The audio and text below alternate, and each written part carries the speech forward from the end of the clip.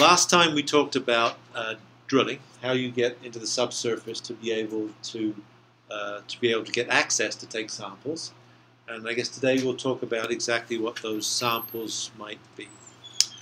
We made the case last time that drilling methods differ depending on whether you're going through soil or into rock.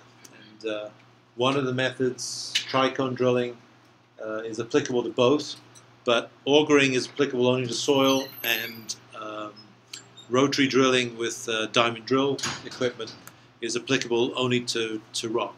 And so in the same way, sampling is basically split between those different media as well. And so we'll make that case. So we'll talk about some sampling methods, mainly really sampling in soils, because we've already talked in some detail about sampling in rock. Rotary coring, wireline, bringing the drill core up through the drill string without having to pull all the rod is the main attribute of that. So we'll talk mainly about sampling in soil. We'll talk about the fact that if you're paying 10, 50, $100 a foot to drill these holes, that you might want to do something with them to make them more useful once they sit there. Otherwise, you'd just be required to grout them up so there's no interconnection across aquifers. And so putting some kind of instrumentation in them, such as piezometers, would be appropriate.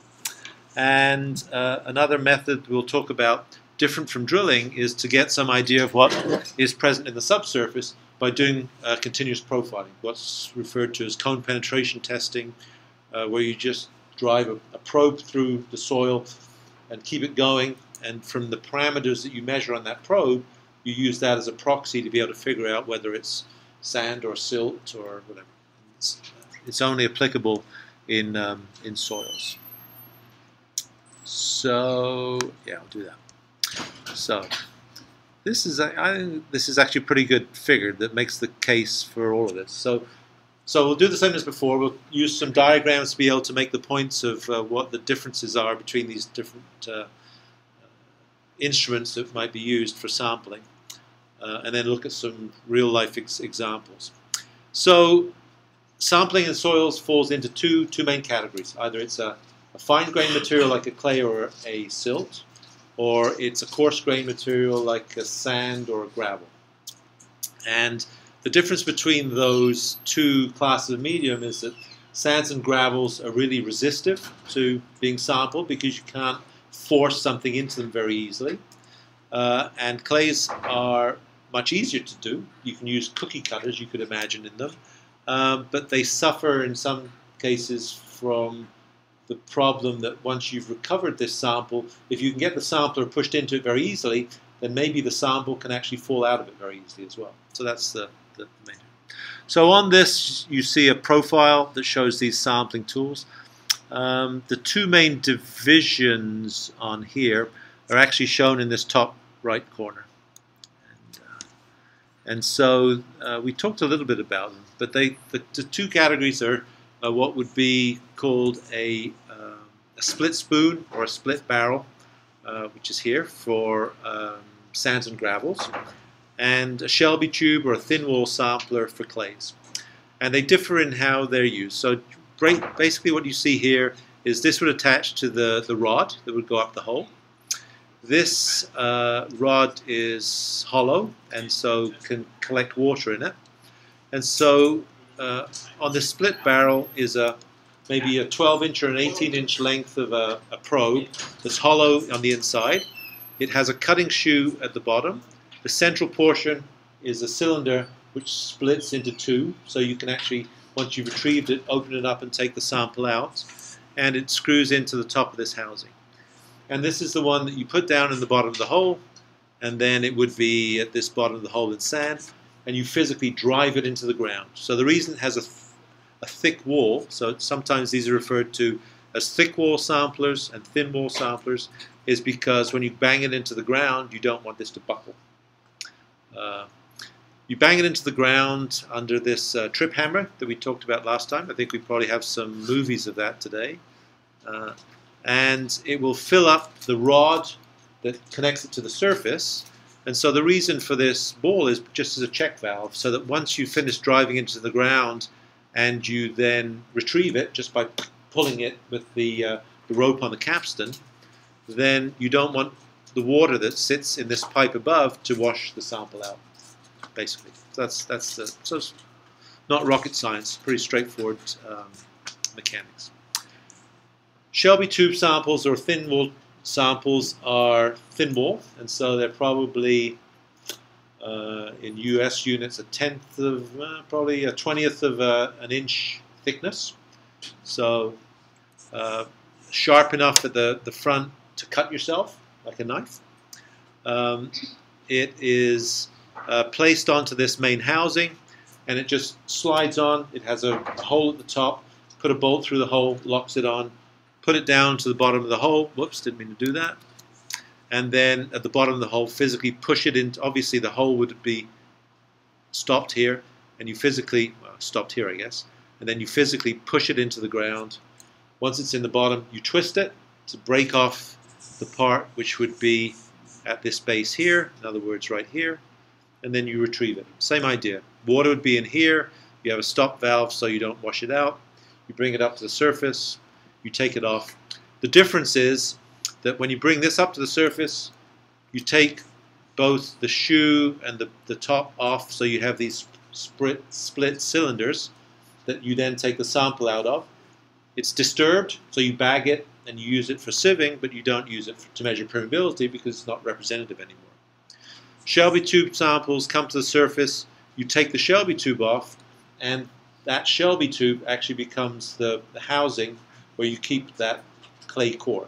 You seal the top, you seal the bottom, and that's it. You don't do anything else. You take it to the lab, you extrude it in the lab, and you do experiments on it. And so those are the main, the two families, I would say.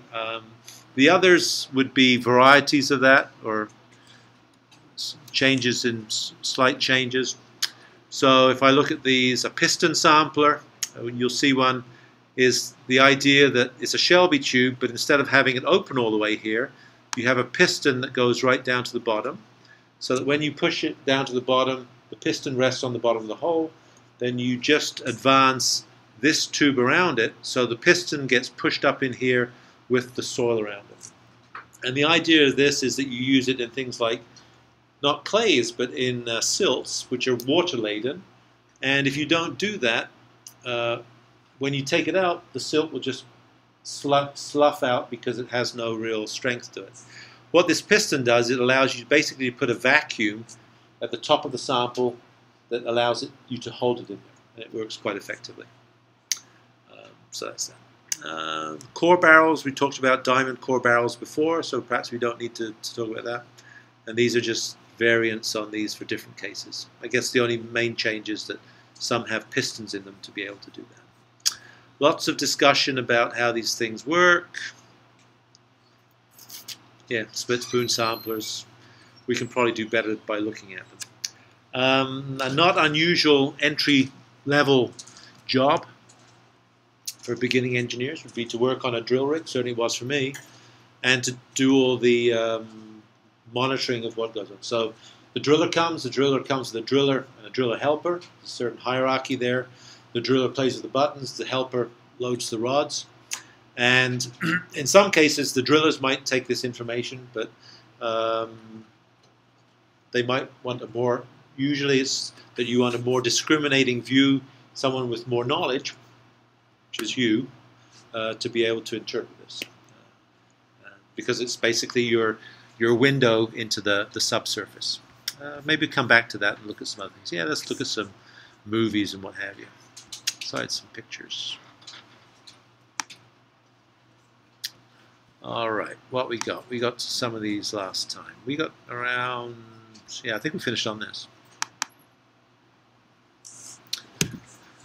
So this, as you can, well, this is exactly what we talked about before. This is the piston on a Shelby tube sampler. So the Shelby tube would go over this. So this is set up for deployment. This kind of bronze tube here is the Shelby tube, the thin wall sampler. This is the piston that's advanced to the tip of it. There'd be a bolt here that puts this sample onto the rest of this assemblage, and this assemblage would just be lowered down the hole on the drill rod. down to the bottom.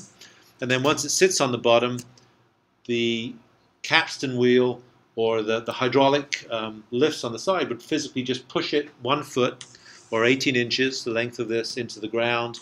This would automatically retract as a sample retreated inside it.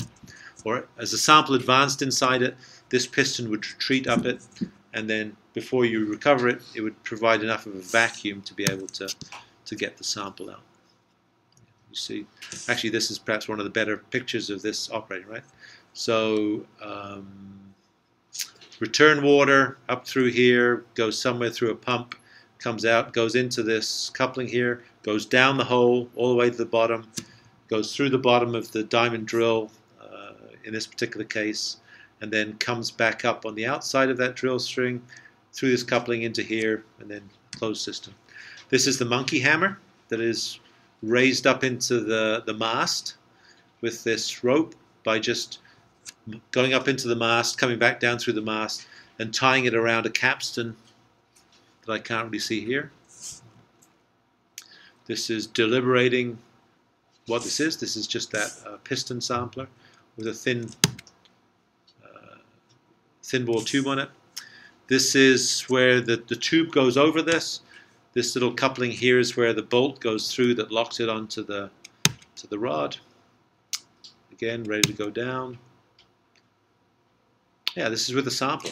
So this is, it's come off the end of the rod that has taken down the hole.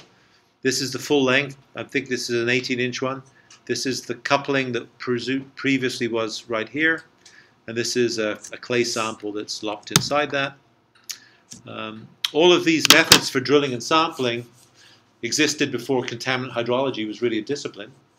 And so the kinds of experiments that are typically done with these is to, well, one of the reasons for doing this is site investigation for foundation strength for buildings. And so one way to get a quick estimate of the strength of this is to use a Torr vane, not related in any way to contaminant hydrology, but you can see here, see this little thing? It's a circle like a CD. Torr vane would be smaller with lots of little, like a jet engine turbine blades coming out of it. You stick the blades in and you twist it.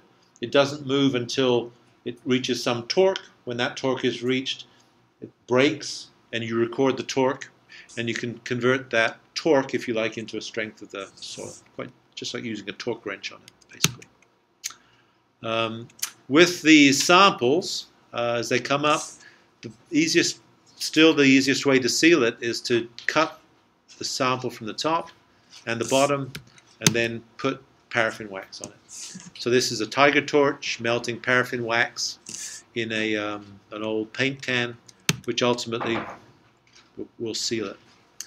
Pretty rudimentary, but still used today. Yeah. See that picture. This would be what would attach it onto the things. My first job, it wasn't the first job, wasn't the first day. I spilt this hot wax all over my hands, I remember. It's actually painful. So I went to the hospital, and all they gave me was Preparation H. You know what Preparation H is? Yeah, that's right. It's hemorrhoid cream. But I guess it takes the itch out of things. And then cap it. So these little red caps are just keeping the paraffin wax, yeah, just sealing it. Label it, take it off to the lab, and do whatever. Yeah, this is bringing out of the hole, so I guess these aren't necessarily in sequence. Same thing, the tip. These little Torr vane marks for measuring with the torque wrench in the tip. And breaking, yeah, actually you can see here. Yeah. So this is it. It just gives you a reading of what the torque is when it breaks. Oops. We haven't talked about this yet, but I don't know whether this is. So those ones are actually in Massachusetts, somewhere in the suburbs. This is. Oh, that's the movie again. Is that someone? Oh, this is in Turkey. This is in Izmit or Izmir. I always get them mixed up. Izmit or Izmir is where maybe in 10 years ago there was an earthquake that killed 20,000 people on the North Anatolian Fault. And this is some site investigations going. You know, one way that it kills people is it shakes buildings and the buildings fall down, the one thing that modifies that, that's related to what we're talking about here, is that when you shake soil that sands maybe with liquid in it, then because the sand tries to deform and compact, the water can't get out quickly enough because the permeability is relatively low, and so the pore space contracts. You still have the same amount of fluid volume in there, and so the fluid pressures rise up, and the sand becomes liquefied. And so it becomes liquid, then all of a sudden septic tanks which were buried pop out, can do. Sometimes buildings which stand on them fall over, or it changes the amount of shaking you have. So this is using continuous profiling. We said we'd talk about continuous profiling. Perhaps I'll come back to it, and because there's some interesting stories, some interesting attributes of that. These are underground research labs, not so relevant to what we're talking about here. This is Mizunami, the Japanese granite prototype as a rock for a nuclear waste repository. Beautiful, I mean, it's typically Japanese, a beautifully finished tunnel for doing research in the subsurface at 200 meters depth or something.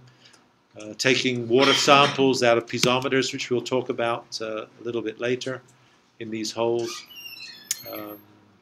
This is drilling a hole in a different underground research lab in Monterrey, which is in the Jura in northwestern Switzerland, looking at clay shales as a host for radioactive waste and also as an analog to gas shales. Which is interesting. Nice setting to do field work in an old mine, an old former mine. With easy access and boreholes, and not trying to give you whiplash, but that's, this is Grimsel, I think, yeah. So, not that it really matters for this class, but this other underground lab is also in Switzerland, but in a different prototype rock, in granite. So they have sedimentary rocks, but obviously with the Swiss Alps, they have lots of granites as well. And this is in the foundation of an arch dam in the Swiss Alps, where they use it as a research lab to look at disposing of high-level radioactive waste and look at groundwater transport behavior. And so this is a mock-up, actually, of a real experiment that was done there. This is what the package would look like. These are fuel rods, which would be these dots. They go in bundles of, I don't know, 10 by 10, sealed within a copper-clad canister, which is then put within a tunnel and then backfilled around it. These are bentonite blocks. Bentonite because it's a swelling clay that fills up the space and stops water from being a transport agent. And yeah, I guess that's a better one. So these are individual fuel rods. This is a model of the experiment, and this is bentonite pressed into a structure that you could put these things on, and then filled around it with powdered or pelletinized bentonite. And this was the actual experiment that was done following this mock-up. Not very good. Not in focus, I don't think. But same idea. This is the canister, heated from inside, bentonite around it. The object of the experiment was actually to look at what is the influence of heat on driving off water within the bentonite.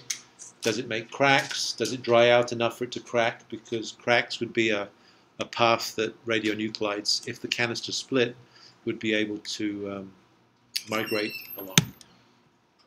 And this is that experiment. At the end of this is a little chair on little wheels, like a railway track, to be able to go down here. This is the adit that you get access to go down here. And this is the experiment that's buried in pristine rock far away from this. This is this rock site, St. Barbara, patron saint of miners. This is granite. So we've gone back from, well, I guess that other experiment wasn't granite, with backfill.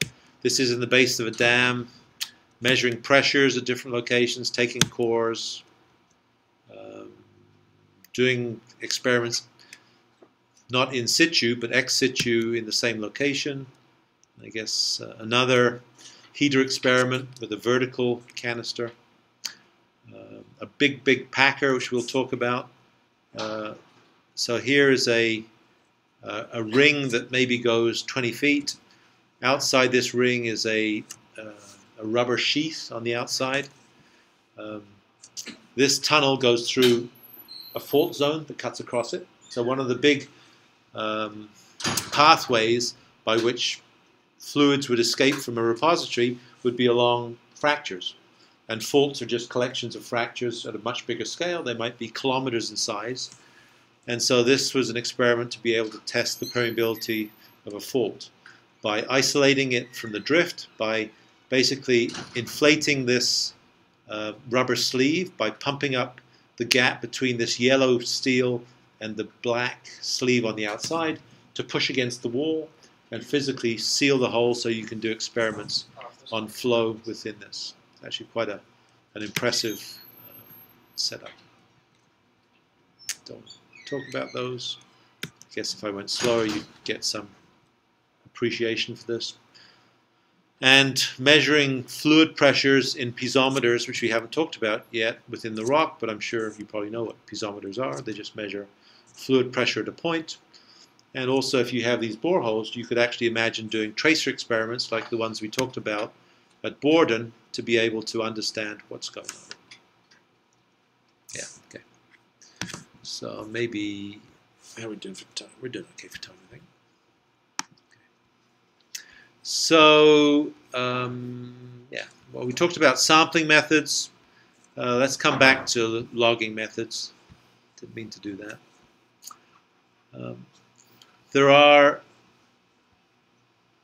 in some of the work that you've done, we've assumed that you can have magnitudes of pore fluid pressures or fluid heads because you've calculated, for instance, from those head gradients, how quickly migration might occur if you know what Darcy's law is, and if you know what permeability is, and if you know what porosities are. So you know how to do that. And so measuring pressures or heads is perhaps one thing that we might want to use these boreholes that we've drilled that have cost a lot of money and might be useful for something else. And so piezometers come in a variety of flavors. By far the most common are standpipe piezometers. You take the hole, you could use it just as a well. You see how far the water rises, either within the uncased hole, which is less desirable, or within the cased hole, which is open at the bottom, which is more desirable. And just by measuring the level of that water level, gives you some idea of the fluid pressure at the base of the water level. There are more sophisticated ways to do it, as we'll talk about in a moment. There are also other ways to measure pressures. One would be to use a pneumatic piezometer. Basically, the idea is that you have a membrane. I don't know if you can see it very well. If you imagine a membrane, and if you imagine a pipe going down right behind that membrane, if you pressurize that pipe with air at the same pressure that is acting on the face of this membrane from the water, then when it equals the same pressure, the membrane will bulge, and it will allow the air that's coming down this maybe to go into a return line. And so if you have a return line, this would be the injection line, this would be the return line that goes here. If you inject in this inbound line until this membrane buckles and allows return air to come up through here, you know exactly what the pressure is at that depth. Not so common these days, but more common now is electronic transducers, pressure transducers. They may be PZTs, piezoelectric crystals, which have the property that when you stress them, they give a current out, and so the magnitude of that stress is proportional to a voltage. And so if you measure the voltage, you can calculate what the stress is that's acting.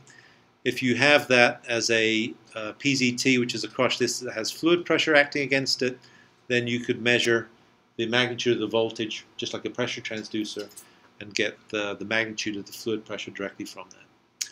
Or you could do it with a vibrating wire strain gauge or a resistance strain gauge, just different ways of being able to measure the deformation of a membrane.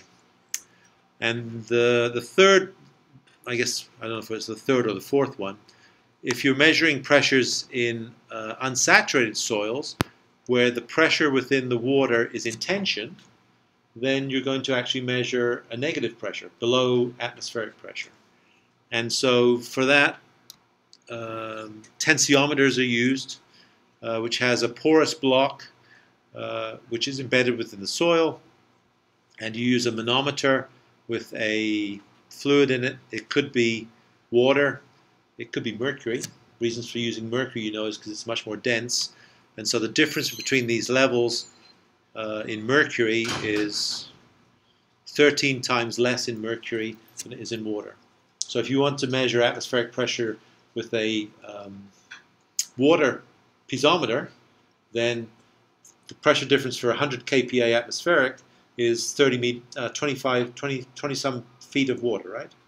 If you want to measure it with with mercury, it's nasty stuff, but it would be a 13th of that. And so, so tensiometers measure the negative pressure within the system.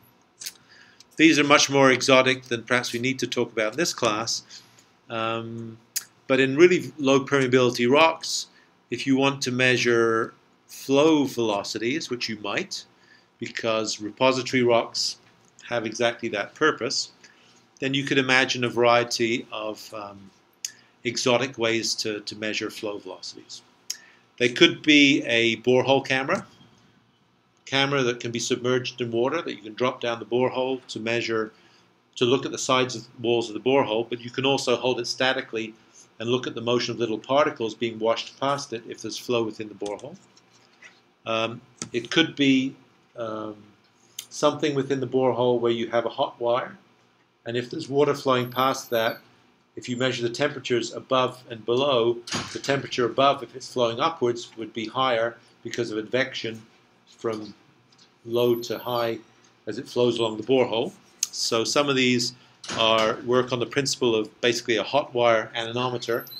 You have flow past the hot wire, you measure the temperature downrange or all around it, and you could get both the direction of flow of the air or the water in this, and you can also calibrate it for the velocity of flow.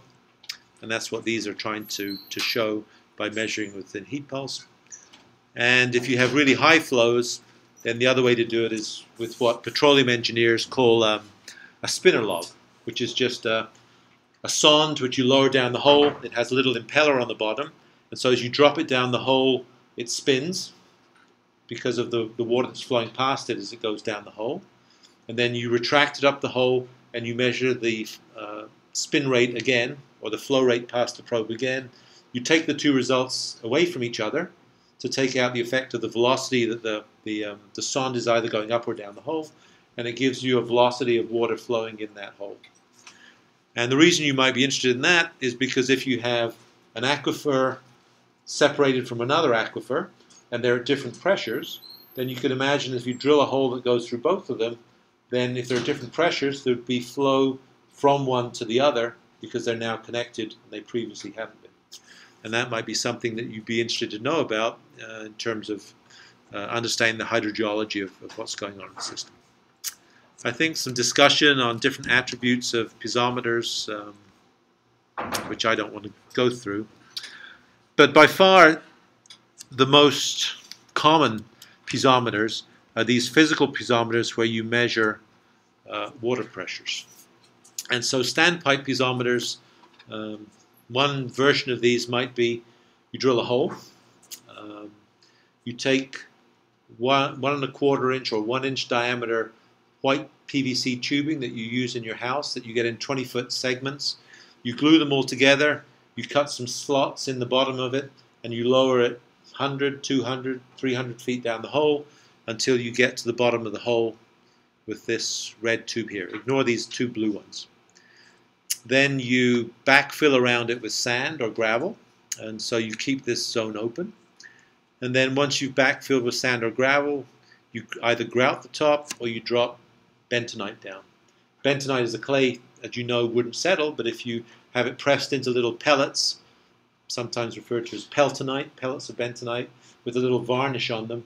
You drop them down the hole, they sit here, the varnish washes off, or dissolves off, and then as the bentonite takes on water, it swells up, and it makes a seal. So it isolates this zone here from everything below it at the base of the hole, which would be closed anyway, but above it. And so you can then backfill this part up as much as you want to the next zone you want to isolate, which is really what these blue connections would be, and then you just repeat it. And so the use of that is that, one, now if you measure by dropping around, remember we talked about this sampling thing to measure water levels in drill holes. They're only the thickness of your finger, so that they can actually go down a piece of tube which is 1 inch in diameter. Gets to the bottom, it feels the water by making an electrical connection. The light goes on at the top. Just take the reading off the calibrated tape, and you know how deep your water is. You can blow compressed air down these to actually blow the water sample out, to take water samples. And you can also pour water into the standing pipe tube so that at rest it's at some level. If you add another 10 feet of water on it, then all of a sudden it's not at equilibrium anymore, and it will attempt to flow out of the tube into the formation. If you measure the rate at which that water level falls, you're basically running a transient flow test.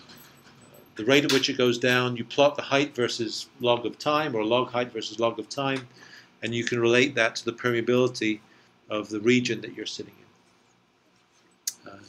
Basic flow test.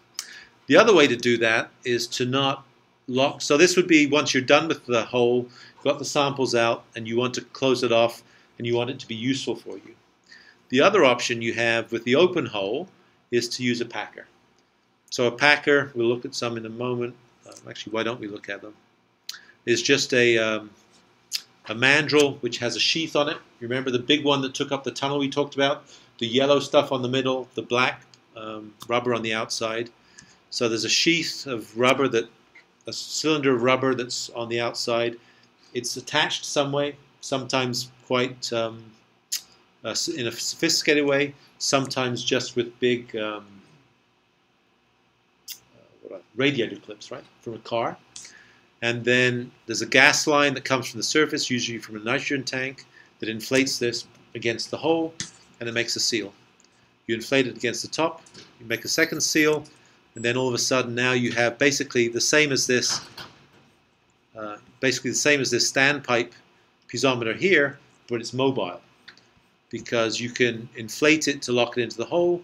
You can sample water from it. Typically you'd add water to this pipe so that it flows into the hole, measure the rate at which it drops, and get a measurement of permeability in this zone. You deflate the packers, you move it up the hole, you inflate them again, and you repeat it. And so you can change the straddle length of these packers to be able to sample a smaller or larger part, and then get some statistics on what the permeability change might be as you go through the rock. So by far the most common type of piezometer. Drilling costs from this report, yeah. Actually, let's look at some pictures just to break it up a little bit. So I think that's exactly what that is. So this is a packer. This is the neoprene sleeve. It's the same stuff that you have in a wetsuit over a mandrel. This is a little coupling up to the surface that would go up to the surface for a nitrogen tank, typically, to be able to inflate it. If you inflated it here, it would just get very big. Ultimately, it would burst. But because it's restrained, because it's got this cylinder outside it of the hole that it pushes up against, then it won't burst. Yeah. And so two of them, not joined in this particular case. These are piezometers that are measuring pressures in the same kind of deal as this. They're accessing a zone just like this one that we talked about here. So a tube going into here that is into an isolated zone. And the reason for isolating a zone is you want to get the pressure or the head at a point. You don't want to integrate it all the way along your borehole, because it may well be different at different points in the aquifers before you connected them. Now you've connected them, they will be the same, but that's not reminiscent of the true system. It's an artifact of the fact that you've disturbed the system. Okay, where is it? So these are accessing piezometers. Can't remember what that is. That's nice Swiss granite that's been cut by a tunnel boring machine that has these looks like ripples on sand to me, but it's interesting. This is all in Switzerland. This is beautiful crystals in the same place. NAGRA is the Swiss Nuclear Waste Disposal Directorate. And this is just the top of this underground research lab. This happens to be an old, this is in just north of the French, outside the French Alps. Used to be their French deep base for ballistic missiles. Yeah. So silos, missiles, underground, everyone locked in, waiting for Armageddon to launch missiles. Now used as an underground research lab. And this happens to be a straddle packer that's used in this. So this is a packer on the top, packer on the bottom. You can see this is the neoprene part. This is the solid part it goes into. Not sure which is the upper one, but this is the connection that allows the pressurized nitrogen that inflates, say, this lower packer to get through the upper packer. This is the straddle zone through which you'd pump the water into this isolated region to be able to measure permeability or to take samples. And again, so the only difference between that and the standpipe is that you can take a measurement at one location where you lock it in place, and then you can release it and move it elsewhere, and then ultimately take the whole rig back with you when you leave. Yeah, that's it.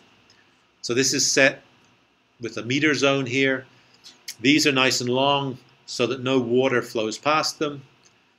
When you first inflate it, usually you measure the pressures both above and below the zone, because if when you pressurize this you see the pressures change above and below, then you don't have a good seal.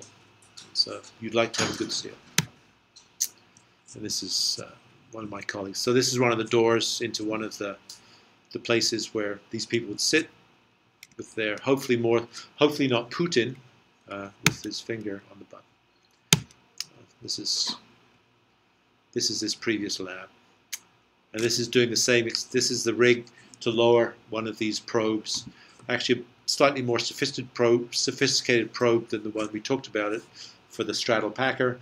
One that not only allows you to pressurize the zone, but also to measure the displacements that develop on that as you reactivate faults to be able to look at reservoir-induced or induced seismicity. Also in a lab. Okay, I've still got some time. That was, yeah, I guess. So I guess we've looked at all the things. So I get this. These are both movies. This, as you'll recognize, is the same location in Boston as we had before. Just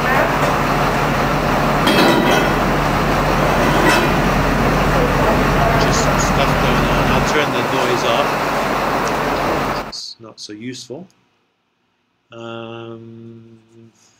People busy doing stuff, you know, just to orient this. This was not a contaminant hydrology experiment. This was actually an experiment to proof test a probe that was going to be used at the bottom of a Gulf of Mexico drilling rig. So the idea is that at the bottom of the hole that you drill into when you're drilling for oil, sediments being overpressured is a big problem because you drill into it and all of a sudden it blows out your drill string and kills everyone on the drill rig. Kind of a bit like Deepwater Horizon type stuff, but water driving it. And so here the issue is, how do you measure the pristine reservoir pressures ahead of where you are within at the bottom of your drill hole? And so one way to do that could be to take a probe that you actually physically put into the bottom of the drilled hole, maybe ahead of with the drill string in there, and physically push it beyond it. You can do it in the Gulf of Mexico because it's just under consolidated sands. And so this idea was this probe, which you'll see as we go through, is something thinner than the diameter of a pencil, just like a pencil. And at the tip of the pencil has a pressure transducer, which is able to measure the pressure, and that is what you push ahead of the bottom of the hole, and you watch the pressure decay as time changes, and you make some prediction of what the pressure is. So this is up in the mast. This is just pulling it out. It was left in overnight. I think there was ice in the hole. It was in December a few years ago. Kind of interesting implement, right? So just got a hole in it, and if you pull it off like this, off balance, it grabs something circular, which is really all it's doing. And it's pulling a piece of drill rod. This is this A rod that you screw in that the sampling tools would be on, that you bang into the ground, with a cable coming up through the middle of it because it's hollow. This is lifting the drill rod out of the casing. This is casing here. And I think ice around the top. Or maybe this was insulation that was put in to stop it from freezing. It didn't work.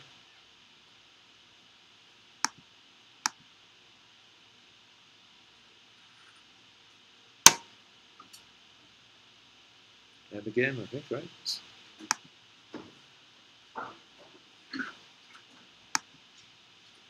Yeah, ice crystals. The judicious use of a tiger torch. I don't know if it's stuck in the hole, can't remember now, but to get the ice off it. Need a tiger torch. And a propane bottle. Yeah. Did I miss it?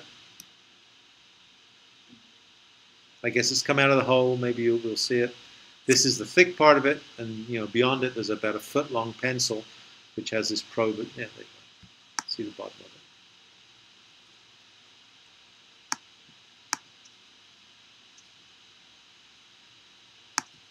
You get the idea. Actually, it doesn't look so good when you stop it. Yeah, it's bent, by the way. So what didn't start out that way. So that's that. What else do we need to look at? I think we have some. Well, okay, that's not bad. Yeah, that's exactly what it is.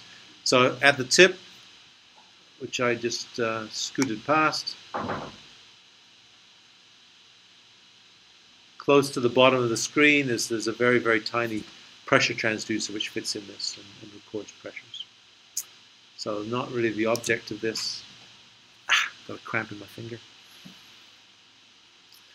Recording, I'm not sure what it is. Recording pressures, I guess, from this probe. So what else do we see here? Muck on it. That's the probe. Didn't want to do that. Did I lose that?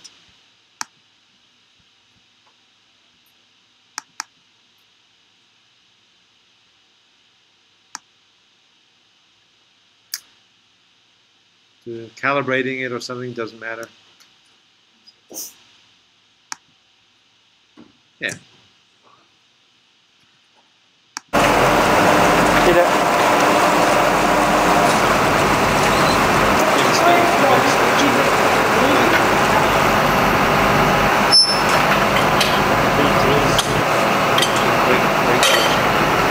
Loosen it.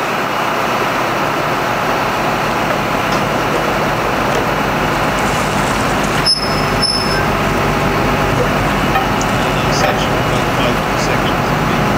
All of these conical tapered threads so they don't jam in when you get too far. Only ever screw it upright, otherwise you can screw it. And connecting it up the top. Put it together. Tying it up with a wrench. Putting on the pump to punch a hole through it. You see the twine that's in here, so it's to stop it from leaking. And then this universal joint which is turning. And the turntable which is being pulled down. And these two guides on one side about the rockets. This is plate. Some weight to it. I think the drill rig is off its wheels. It's in these stands.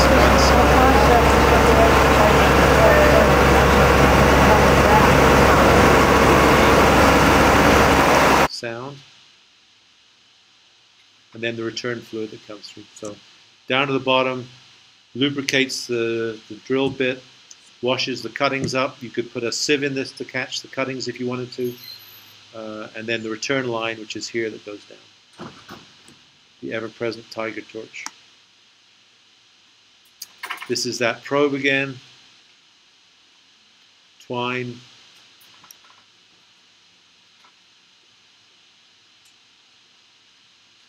I think breaking rod now, taking rod out, maybe. Yeah.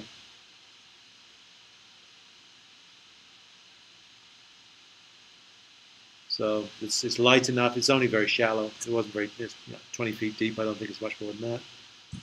Lift it. Grab it with this little deal here. Not even sure they're doing that. And then break the pipe. Or the A rod as it's called. Don't know why it's called A rod. I don't know if even if there's B rod. A drill. That's the drill bit. It's the tricone bit. These three interlocking cones. They don't turn on their own. They just rotate. They roll around as they get rotated at the bottom of the hole. Casing that goes down to the hole. Not sure what else they're going to do. They're probably going to take a split spoon sample or a Shelby tube sample. Water flowing into the hole.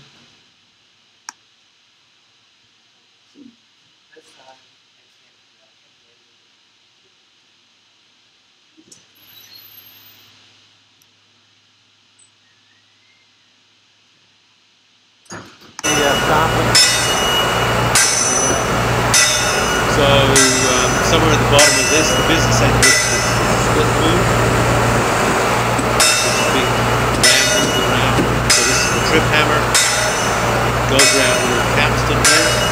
So as soon as you put some purchase on the pipe, it grabs it, pulls it up into the mast, and as soon as you release the pressure, it drops. It has a standard weight and a standard drop. And typically measure the number of blow counts that will go either foot or 6-inch increments recorded because there's lots of correlations that link that with strength.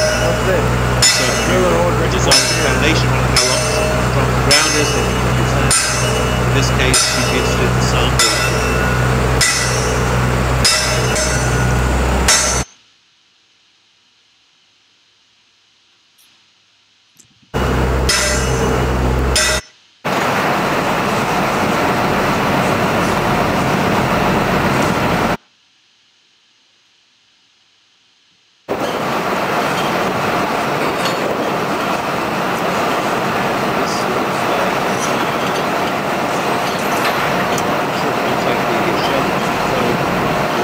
Let's so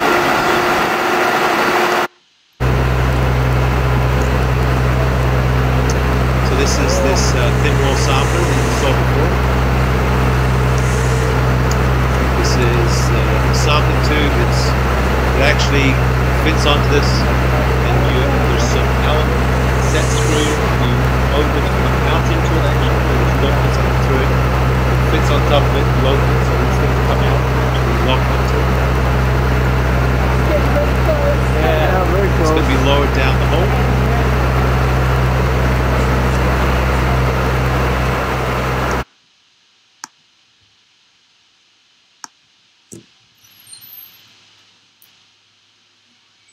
They're measuring how deep the hole is so they know how far to push it. That's rubber pipe. It's frozen, got ice in it, and I guess I guess it doesn't show it being pushed into the ground. But this is sorry.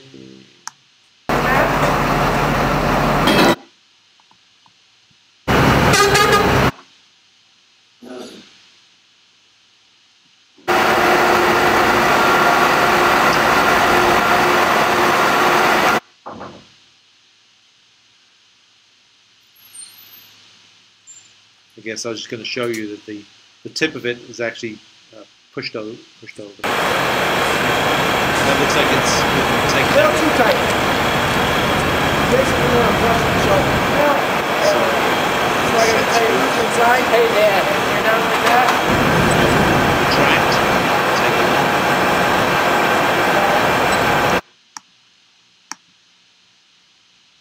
out. I guess this is the part. Maybe it actually finished. So you can't see it so well. I was trying to stop it. Yeah, you can see it, right? It's buckled here just by hitting a stone or something. All right, so let's get rid of that. So that's sampling. The other thing we didn't talk about in much detail is, but I will talk very quickly about it, is this idea of continuous sampling. And the idea, actually you can probably get a better idea from just looking at it. So let's look at the two things. This is actually as good as anything.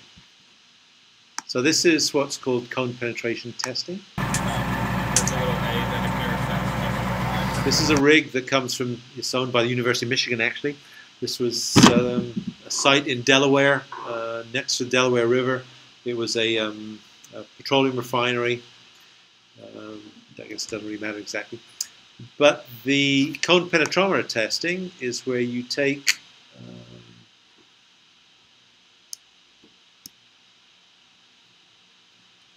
so you take a conical tip. So it has a 10 centimeter cross-sectional area, but it's a 60-degree cone tip. And you physically push this into the ground. You don't drill a hole first. You push it, and you may push it 60 feet, 100 feet into the ground. And you measure how much force you have to apply to push it into the ground at the tip. How much of that force is friction along the side of the sleeve. And actually this is a very interesting particular kind of cone. And you measure the pore pressures that get generated at the tip. And what this here is, if you see this little sapphire window, there's a tip which is a pointed tip at the bottom, but this is what's called the CPT, Visual Cone Penetration Test. It's a little sapphire window, just like your watch. Little LEDs that illuminate the scene. And what it physically does is it records a picture of the soil as it goes down through the soil, so that you have a continuous log of whether you're in silt or sand or whatever. So to be able, and you could correlate that if you were able to, perhaps with permeability. So yeah, so these are just LEDs. There's a little CCD for a video camera in here. You know, this is 2004, so not miniaturization of iPhone types or smartphone type things. And the idea is that this whole assemblage is physically pushed into the ground. So I'm going to speed it up a little bit because we're running short on time. This turntable just physically pushes it into the ground. And you look at what the ground looks like as you go through it, in addition to measuring those other parameters. Let's see if we go through it. It should be on its side.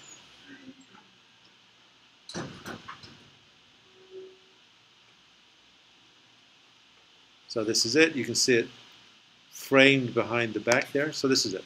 So this is this tip. It's got a piece of inner tube, bicycle inner tube around it, because around this tip it has a porous disc that allows you to measure the pressure, pore fluid pressure, through this. As soon as it hits the ground, this sheath, which keeps it saturated with silicone oil, is just ripped off by the ground, and so you get it guaranteed. You can see this little drip on the tip is actually silicone oil, which has been soaked in overnight, so you can soak the porous fits, which are measured here. As soon as it starts going into the ground, it'll just tear this thing off and keep on going. This, there's a pressure, a load cell here that measures the force here. There's one that measures the force on the tip. You subtract one from each other, you get the amount of friction that's on the sleeve.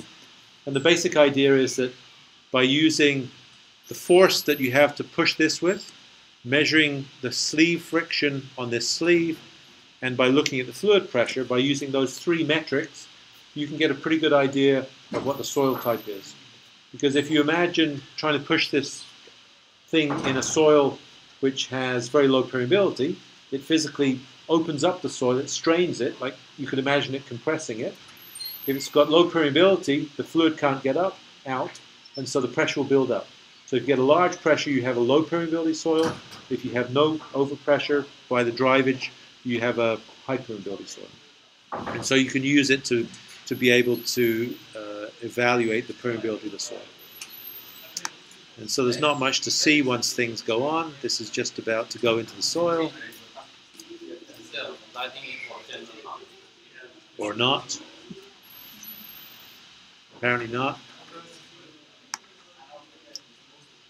And yeah, so it's going in.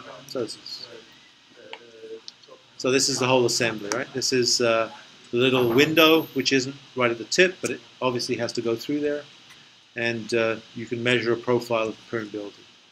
And so I guess the only other thing would have been in this. I say this just because, show this because it's another way of sealing it. We mentioned these, this site in Izmit or Izmir, Adspari, I guess is the actual name of the town, which is about an hour's drive from Istanbul, east of Istanbul, across the Bosphorus. And so yeah, so this is just a, I show you it just because it's humorous.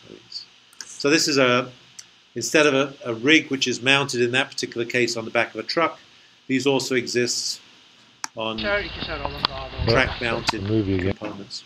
So these are all the individual rods that are linked together, but because an electrical signal has to go up through it, the cable has to run through all of these rods before you add them on. And I think that's a picture. That's a picture. See, it just winds in and out of all of these rods. This is what pushes it into the ground. This is actually screwed into the ground to actually allow you to push against it. This is the tip. This is the tip with the seal. Does anyone recognize what the seal is made with? Latex, that's right. So we got it. And this may be in action. It's not a very good video. You just get the idea. No, you don't get the idea. Maybe you get the idea in this. Yeah. So this is the cone. It's about to go on here. This is just the ram that physically pushes it into the ground. So it pushes it down to the ground, pushes it 1 centimeter a second all the way down. As it's going down, you take the next piece of steel and you screw it onto the top of the one that's still going down. As soon as it gets to its full length of travel, it releases, it comes back, goes up 1 meter, grabs the top of the one you just put on, and keeps on repeat. So it's continuous, it never stops, basically never stops. Maybe there's a small, a second or 2 second gap between it. Keeps on going on, you screw the other top on. I thought there was a video, yeah, I thought this. So 33 seconds.